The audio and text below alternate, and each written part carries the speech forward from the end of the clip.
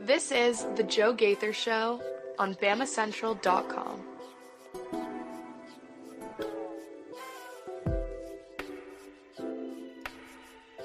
Good afternoon, Tuscaloosa, Internet World, West Alabama, everybody who's watching the Joe Gaither Show right here on BamaCentral, BamaCentral.com. Of course, I am Joe Gaither. You are the listener, the viewer. We appreciate everybody watching us on YouTube, on Facebook, and on Twitter. You can find us at Joe Gaither6 for all your social media needs. We appreciate everybody who's listening to us on Spotify, Apple Podcast, or on Amazon. You can find us on the Joe Gaither Show at Bama Central and BamaCentral.com. We're a proud part of the Bama Central Broadcasting Network with our friends Blue Collar Unplugged with Blake Byler, Matthew Gibson, and Jacob Pickle. You can hear those guys each and every week talking about Alabama basketball, but that's exactly what I want to do today. I want to talk SEC basketball. Also appreciate everybody watching us and listening to us on the Bama Central Broadcasting Network. You can find us at Bama Central on X. You can find us at Alabama Crimson Tide on Sports Illustrated on Facebook, or you can find us at Bama Central SI on Instagram. So let's get right into it. I hope you guys had a great weekend. I had a lot of fun this weekend following Alabama gymnastics on Friday night and following Alabama basketball on Saturday. Both teams, both programs coming away with huge wins. Alabama gymnastics coming down to the very last routine with Luisa Blanco on the balance beam needing to exceed a 9.77. And look, I'm an amateur watcher of gymnastics, and I follow the program just to cover it for Bama Central, enjoy the athletes. Luisa Blanco put up, a 9.95 in her final event to win the event. You got to give a lot of credit as well to Lily Hudson, who put up a 10 in the vault, her second career 10.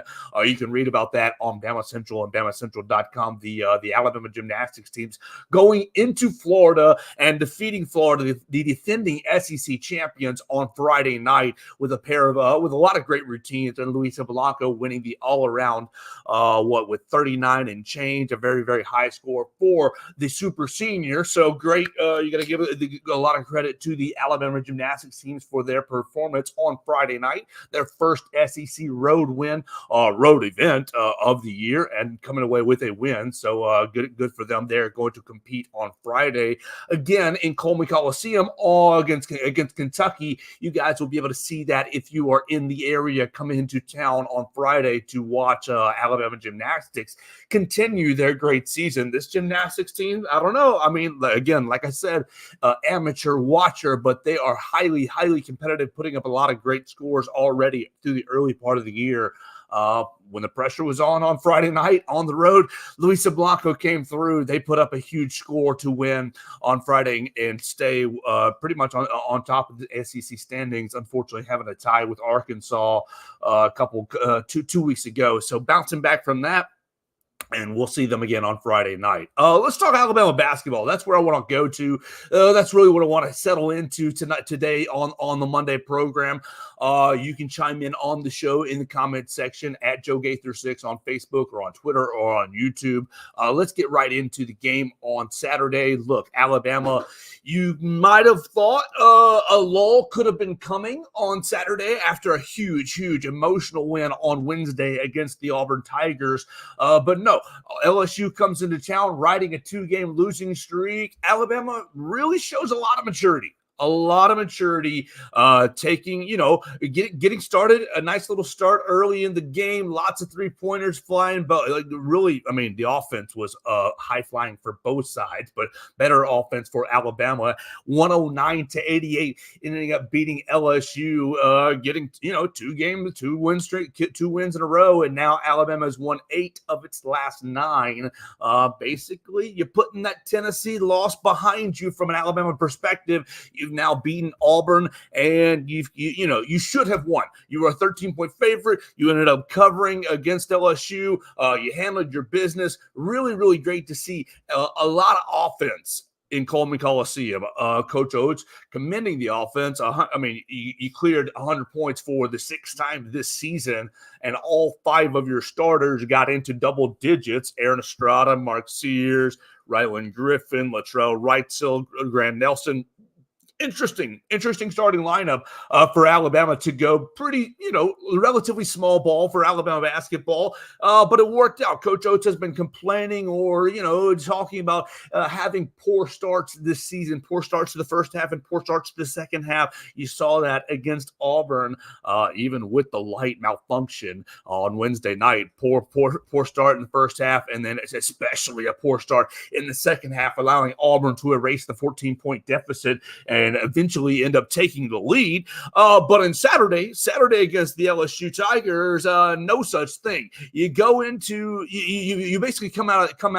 Wrightsell and Ryland Griffin pick up basically right where they left off from the last game. A bunch of 3-pointers right off the bat. Let's see my first half box for the gentleman. Okay, first half, Wrightsell with 14 points. He was 4 of 7 from beyond the 3-point line. Ryland was 1 of 3, so you didn't have as much production from the rest of the team, but 8 of 23 from beyond the 3-point line. You went into the halftime 50-44, and then you ended up scoring 59 points in the second half. Mark Sears with his 15, Estrada with 10. Everybody getting in on the action. Ryland Griffin was 3 for 3 behind the arc in the second half for another 9. So everybody getting into double digits. Look, you can read about it on BamaCentral.com. You can read Blake Byler's takeaways. One of his takeaways is the historic offense that this team. Look, you didn't think about, if Brandon Miller gets drafted number 2 overall, Noah Clowney gets drafted, 20, 18, 19, 21 overall to the New Jersey Nets. Brooklyn Nets. And you lose a lot of production. You obviously lost Javon Quinterly to Memphis to the transfer portal. You lost a lot of production from last year's team. You only carried over with Mark Sears, Ryland Griffin, and Nick Pringle. Nick Pringle with a weird playing time issue from Saturday night. Coach Oates saying, we played the guys who we thought gave us the best chance to win the game. Nick Pringle only playing in the second half of the game. Seemed like, was there a first half suspension, an unspoken suspension? Or was it really a playing time issue, a rotation issue in the first half with Nick Pringle? But the carryover from last year's team to this year's team, you see a lot of drop-off, bring in a lot of new players, and you wonder, there's no way that they're going to be as good. And no, they haven't been as good on the defensive side of the floor. But offensively, is this Alabama basketball team the best Alabama basketball team, offensively speaking, that Nate Oates has ever had in the last? He's only been, this is his 5th year, so you've got 4 teams to compare it to. They cleared 100 points 6 times already. Coach Oates goes into the postgame press conference and says, we should have cleared it 8 times. We put the walk-ons in with 98 and with 99 respectively against 2 different opponents. The offense is otherworldly good. And so you put that offense with a halfway decent defense, and you see what the team can be. Alabama hitting 14 3-point shots and getting to the free throw line 28 times and that's the impressive part. You have pretty good balance. Yes, you see the 34 3-pointers and you're like, okay, you're taking a lot of shots, but you're getting inside a lot. Your points in the paint is 42 points in the paint respectively for Alabama. So you're getting inside, you're getting the free throw line a lot, and you're a really good free throw shooting team. You got to think back to the last, decade of Alabama basketball, and Alabama basketball is averaging 67, 68% from the free throw line. This year's team is shooting a great percentage. You think about Grant Nelson. He shot he's at 90%, 92% from the line. Latrell Wrightsell hasn't missed a shot from the line this season. And on Saturday night, Alabama basketball goes 25 of 28 from the free throw line. You make more than the other team takes. That's the goal. LSU did take 27, but you almost made more than they took with 25. So it's a great advantage to be able to get to the free throw line so effectively, getting into the lane with this team. The big thing is defensively. I mean, yeah, you scored 109 against LSU, and LSU is a meh basketball team, and you have to protect home court, and that's very, very important. And you got to give a lot of credit to the Coleman Coliseum crowd once again on Saturday night was very, very impressive. No, I mean, not near as hostile, not near as aggressive as the crowd was on Wednesday night, but still showed out and still was, stood up in the big moments and cheered in the big moments and got into it in the right spots. Obviously, in a blowout, you're going to have less of an impact per se on the game. But you got to give a lot of credit to the crowd with a 7 p.m. start time in Coleman Coliseum. It makes for an easy, everybody can plan for it on Saturday night against LSU. So we'll see if the crowd can do the same thing this coming Saturday against Mississippi State. But we don't want to get too far ahead of ourselves. You got 2 good performances in a row from the crowd. We'll see if they can make it 3. Let's talk a little more on the court with what impressed me from Saturday night. Aaron Estrada impressed me Saturday night. Look, if you look at Aaron Estrada's game logs through SEC play, 0 points against Auburn, and you think, oh, not so hot. Turnover machine against Tennessee, not so hot. Yeah, he scored in double digits against Missouri and against South Carolina, but you see now Missouri is 0-6 in SEC play. South Carolina got themselves a nice little win against Kentucky, and so they're not as bad of a team as you originally thought. But I thought Saturday night was a huge game for Aaron Estrada. Just like Wednesday was a huge game for Grant Nelson, I thought Aaron Estrada had a huge game Saturday with his 18 points. Now, he was 2 of 7. 2 of 7 from the floor in the first half. He started off 1 of 6. He started off 1 of 6 with a turnover, missing shots. He missed a couple 3-pointers, but was able to get to the free throw line and was 3 of 4 from the free throw line. He got a lot of gritty buckets, 2 offensive rebounds, got himself a steal. He was into the game. And after the game, you saw Aaron Estrada coming into the Coleman Coliseum press room. He had the hard hat on, and Coach Nate Oates complimented him, saying that he won the hard hat, and by far. And you really look at Aaron Estrada kind of epitomized a lot of what Nate Oates really coaches, what he really coached over the course of his 4 years, and now into his 5th year here in Tuscaloosa. Is if you do the little things, if you commit to the defensive end, if you commit to playing hard, and Aaron Estrada was all over the floor, diving on the floor for loose balls and getting after it on the defensive side of the floor. We just touched on the offensive rebounds. He had 6 rebounds for the game, and 3 of them coming from the offensive end, 2 of them in the first half when it was really just kind of he was struggling from the floor. He ends the half with another layup, so kind of got himself going into the second half. But really, it was the little things. It was the commitment to the defensive side of the floor. I'm going to get on the floor. I'm going to play good defense. I'm going to go crash the glass hard. I'm going to give up my body. And what he had 7 assists for the game. Is that what I have right? Yeah, 7 assists for the game, and 5 of them coming in the first half. When he realizes, okay, my shot may not be as effective. He was 1 of 6. He started 1 of 6. Oh, my shot may not be as effective, but I'm going to go get my teammates the ball into positive areas. And so I really want to give a big shout out to Aaron Estrada. Now he goes into the second half and he scores himself 10 points in the second half and shot 4 of 7 from the floor. So much higher, 4 of 6, from the floor. So a much higher field goal percentage. His shot was falling much better for him.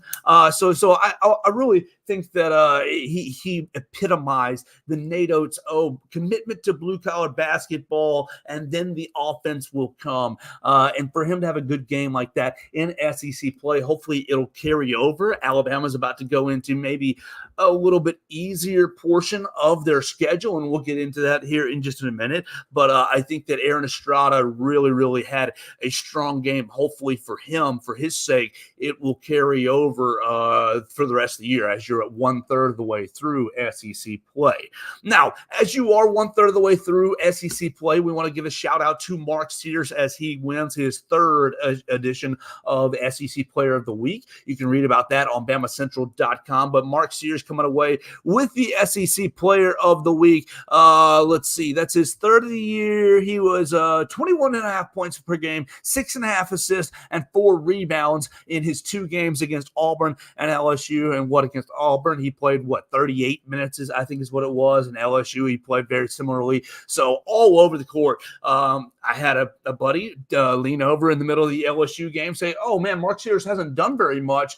And he was right. At that point, he had not done very much. But a big second half for Mark Sears saw him clear the 21-point mark and earned him 15 points, 15 second half points.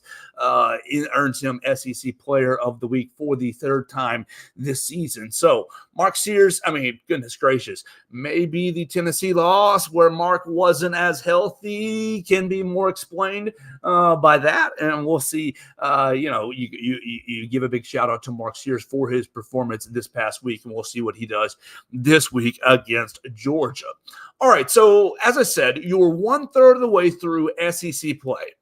Alabama is 6-1? Is that what I have? Yeah, Alabama 6-1. Tennessee is 5-1, and so Tennessee had a midweek bye week. Everybody gets a midweek bye this week, or this year. Alabama will get theirs in a couple of weeks, but Tennessee is a half game behind you, and Tennessee does have the tiebreaker over you when you play equal games, obviously. But you get Tennessee coming back to Tuscaloosa in a few weeks, so maybe you get that split, and we'll see how the rest of the schedule shakes out.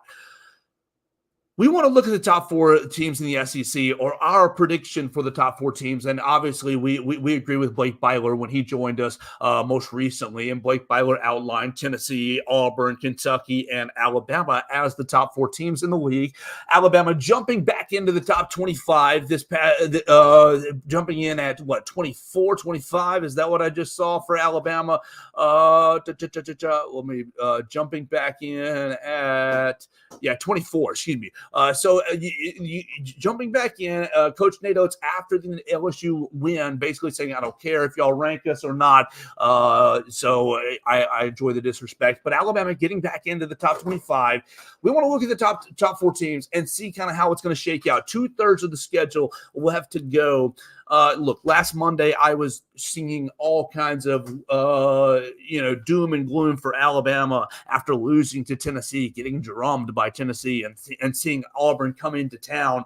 Auburn loses against Alabama on Wednesday, and then Auburn loses against Mississippi State on Saturday, thus giving, a little more credence to Alabama going into Starkville, a couple of weeks ago. That's a huge win now. That's another huge win on the road for the Crimson Tide. Let's look at the top 4. Let's start with Alabama. Look, you know what the rest of the schedule looks like for the Crimson Tide. This week, a little bit lighter as Alabama goes to Georgia.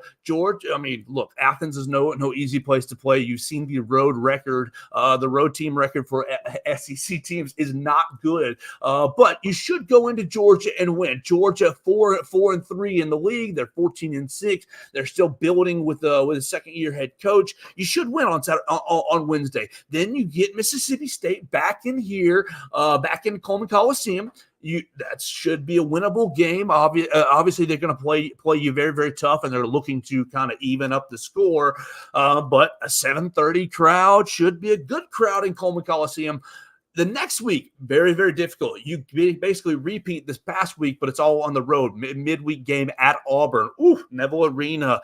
You saw what Auburn did this past week, and Bruce Pearl saying, I've got some guys who shouldn't be shooting the basketball. A wild thing for a coach to say. A wild thing. Nate Oates would never say that, guys are missing. Nate Oates would always say, guys are missing. Well, they need to keep shooting. They need to keep shooting and get their confidence back, as he did with Aaron Estrada on Saturday. Bruce Pearl basically saying guys are missing, they need to stop shooting. But in 2 weeks, going down to Auburn is going to be tough. And then LSU, anytime on the road, you saw what you did. Look, LSU shot the basketball very well. You didn't play very good defense. You played good offense. LSU shot the basketball well, 39% from 3. They made 11. Is that what I have? They made 11 threes, 11 of 28, almost 40%. if you don't shoot kind of otherworldly, nearly 60% from the floor, 56%, 41 from the three, and you made 14 threes, you basically just outshot them. That's going to be a tough trip going down to Baton Rouge. That's going to be two tough games, but you're hopeful that you take 1-1. Then you get Texas A&M and Florida back here in Coleman Coliseum in a back-to-back in their weeks. Then you're heading up to Kentucky. Look, your schedule basically comes down to at Auburn, at Kentucky, Tennessee at home, and then can you take care of business in these games that you should win? You should be beating Mississippi State at home. You should be going on the road to beat Georgia. You should be beating Florida and Ole Miss. So you should be, Arkansas, the season finale. You've seen what Arkansas has been, basically imploding throughout the season. Can you play well against Auburn, Kentucky, and Tennessee in those three environments? Now, two of them are on the road. One of them are at home. You've got to beat Tennessee. You got to take that season split. And if you can do that and get yourself to, what did that put you at? 12 17 games, 12-5. I mean, you subtract two. You're at three losses. 14-3, you go 14-3, you're putting yourself in position to win the rest of the league. So let's look at Auburn. Auburn real quick as their rest of the schedule. I mean, they are hosting Alabama in 2 weeks. They got Vanderbilt and Ole Miss. They should bounce back this week with those two opponents. They host Alabama. They host Kentucky. That's going to be favorable for them, obviously, in Neville Arena. Then they go to Tennessee. That's going to be a huge game. That's going to be a huge game for Alabama fans to watch, to see, and that's going to be late in February, just a couple of weeks left in the season. That's going to be a huge matchup. But their schedule is pretty favorable. They've got a home and home with Georgia, who's not very good. They've got a road trip to Missouri. Obviously winless in the conference. They're hosting South Carolina. South Carolina's proven that they can bite you if you don't play well. But home games, I think, favor Auburn pretty well. Now, Kentucky's got an interesting schedule because Kentucky plays pretty much everybody left. Kentucky's got a home and home with Tennessee. They've got a lot to say. Now, I know Kentucky is 5-2 in the conference. They've already lost two games. They lost to Texas A&M and to South Carolina. Those road trips have bitten the young Kentucky Wildcats. They're going on the road to Tennessee late in the year. That's the season finale. They host Alabama. That's going to be tough for Alabama to get to go into to Lexington and win, but then they go to Auburn as well. So maybe you catch some luck with Auburn beating them. Maybe Tennessee can split and keep Kentucky down the schedule, and that'll keep Alabama ahead of them. Now with Tennessee, they're the final team to look at, as you got 2/3 of the way left through the SEC season to compete for an SEC regular season title. Now, Tennessee's going to Kentucky next Saturday. This coming up Saturday. And that's going to be a huge game to watch. If Kentucky can win and put Tennessee down a little bit. Look, Vanderbilt almost got Tennessee this past weekend. That'd be huge for Alabama's hopes to win the regular season. If Tennessee goes to Kentucky and loses, and Tennessee goes to A&M. That's not going to be an easy place to play. They go to Arkansas. That should be a win. They've got Vanderbilt at home. Should be a win. Missouri on the road should be a win. They got A&M at home. Then they're playing Auburn at home. That's going to be a toss-up, but you've seen Auburn, how they've played on the road. That probably favors Tennessee. Then they go to Alabama. That's going to be that might be for your conference championship. Your first Saturday in March, right? First Saturday in March, March 2nd. That might be for your conference championship, and then Tennessee rounds it out with a home matchup with Kentucky. So you standard. Alabama standing pretty well in the first third of the conference schedule, and the schedule kind of breaks your way. but there's still a lot of great matchups to be played, and we'll see how Alabama handles things. The first thing for Alabama is they got to go over to Athens on Wednesday and take on Georgia and handle their business. I think that they will end up doing that. The other thing that we're going to look at for BamaCentral.com this week is the Senior Bowl. The Senior Bowl down in Mobile. Obviously, the game is on Saturday, and there will be less focus on the game, but you'll see a bunch of Alabama players down at the Senior Bowl. Chris Braswell, Will Reichert, and the like, Justin Boyd, they'll be down there trying to get noticed by scouts, and we'll follow that for BamaCentral.com. Look, if you want to guys connect with me, you can at Joe Gaither 6 on all the social media machines. We're going to follow Alabama basketball's trip to Athens. Blake Byler will be over there for us at BamaCentral.com. He's going to drive over to Stegman Coliseum and see how Alabama plays on the road. And then we'll be here on Saturday as Alabama plays Mississippi State, 7:30 in Coleman Coliseum. There's going to be a crew of us covering Alabama and Mississippi State as well on Saturday. If you guys watched the NFC and AFC championships, you saw Jahmyr Gibbs and Jamison Williams both score for the Detroit Lions, but the Lions lost, and then you saw for the Ravens lost as well to the Kansas City Chiefs. So what does that put you for Alabama players? Alabama Campbell Atu plays for the 49ers, but he is on IR. So he did not play this past weekend. Do the Chiefs have any Alabama players? Who do the Chiefs have? I don't think they have any Alabama players on their roster at the moment. They had Garrett Dieter for quite some time, but he now does local radio for Kansas City. We'll kind of pay attention to the Super Bowl, but I'll be honest with you. I was unplugged from the NFL yesterday. I did not watch a whole lot of conference championship action. I'm going to get ready for I'm really diving into, as you can tell, SEC basketball. Mark Sears is putting on an SEC Player of the Year type performance through the first third of the season. You've seen him with Dalton Connect, Tennessee's really good wing player. Those two players probably neck and neck right now for SEC player of the year. I think with Mark Sears getting his third SEC Player of the Week award, that gives him a little bit of a leg up on Dalton Connect. We'll see how the two guys go neck and neck the rest of the year, and obviously when they go head to head right here in Coleman Coliseum, right down the road from us, later on in the year, what that'll be the first Saturday in March. That'll be really exciting to see those two players go head to head, because it might be for a SEC regular season championship as well.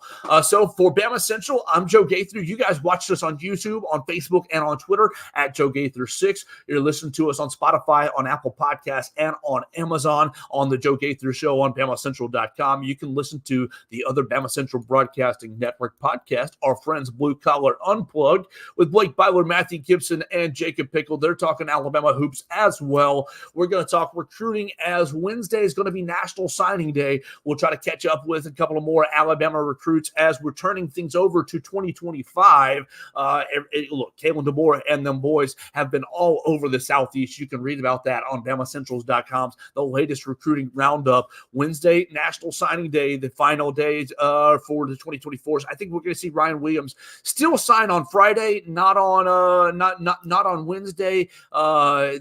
What's that? That's next Wednesday, right? Yeah, next Wednesday. So we'll see Ryan Williams still sign next Friday, but we'll start turning things over to 2025 on the program and on the calendar with you guys right here on the Joe Gaither Show on Bama Central and BamaCentral.com. So for you guys, the listener, the viewer, I appreciate y'all so much. I hope y'all have a great Monday. We'll be back again tomorrow with another edition of the Joe Gaither Show on Bama Central and BamaCentral.com.